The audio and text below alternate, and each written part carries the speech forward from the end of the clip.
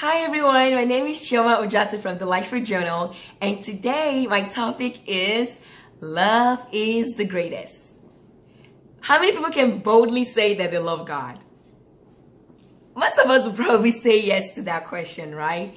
And that leads me to my next question. How many people can boldly say that they've loved every single person that they've ever encountered their entire life? I don't think a lot of us would say yes to that. I know I definitely can't say yes to that question. So that leads me to my to the two anchor scriptures that I'm going to be using today.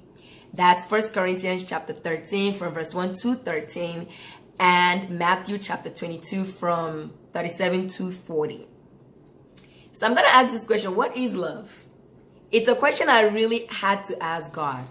What is love? Normally when we think about love, we're thinking about,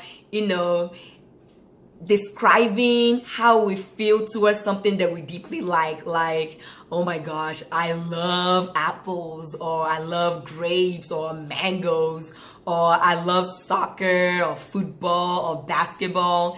You will normally use it to, describe something that we truly like or enjoy. Or we use it to express how we feel towards someone that we deeply care for. Like, oh my gosh, I'm in love. Like the goosebumps, the butterflies, whatever it is. That's how we normally use that word. We use it loosely.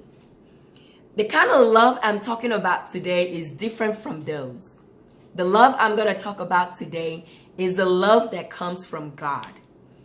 God is love. One of the fruits of the Spirit is love. So through my experiences, God finally, it finally dawned on me. God finally, came to this conclusion with me that love is when I choose to be kind, to be patient, to endure, to have hope, to have faith, to not be boastful or jealous or proud or selfish, irrespective of how I feel. Meaning, it doesn't matter how I feel. It doesn't matter the situation. It doesn't matter the people involved. God has commanded me to love. But I'm like, God, how do you love when you're in pain? When you're hurt? When you are at rock bottom? That kind of hurt, you just feel like you can just disappear. How do you choose to be kind? How do you choose to be patient? How do you choose to have hope? How do you choose not to be selfish and arrogant and prideful during those moments? How do you choose to show all those qualities outside of yourself? To be honest, it's easier said than done. And God said, I can't do it as myself.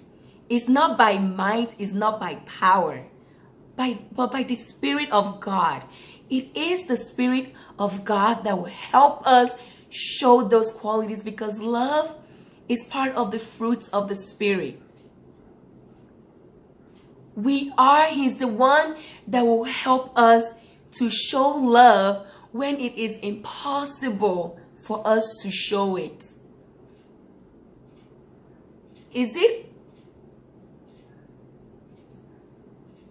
Why should we love?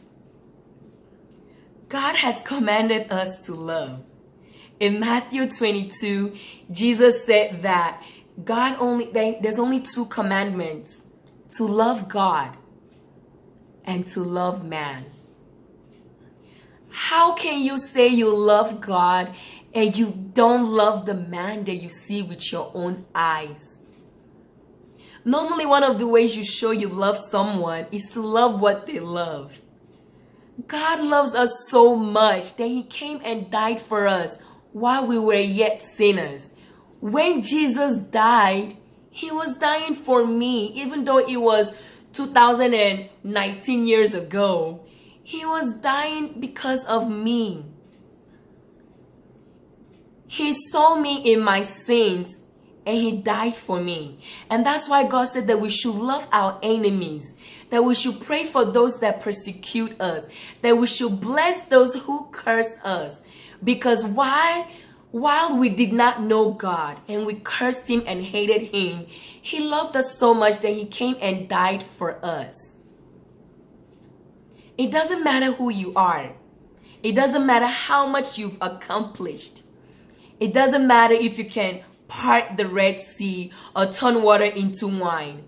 It doesn't matter if you can speak so many tongues. It doesn't matter if you can perform miracles. It doesn't matter the many fruits of the Spirit that you have, the many gifts of the Spirit that you have. If you do not have love, everything you've ever done in this life is vanity.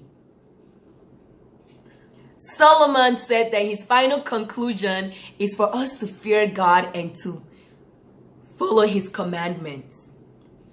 And God has left us with two. To me, I think of it as one: love. To love him and to love man. Irrespective of how you feel, of the situation, of the people involved, it doesn't matter. Let him be that judge. So it's my personal challenge this year to love more. And that's my challenge to you. In whatever that you're doing, are you doing it out of love? Because if you are not, it is in vain.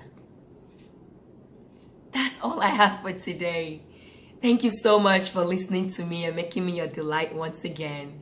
Remember to subscribe, share, and like. Have a great day.